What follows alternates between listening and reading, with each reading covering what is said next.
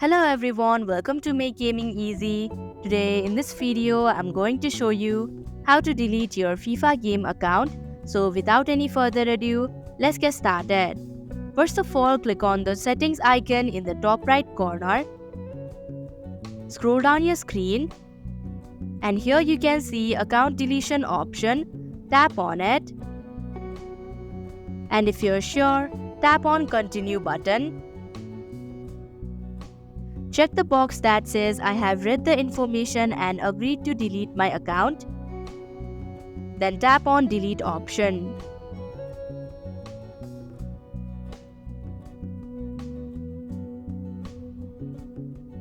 So that is how you can delete your FIFA game account.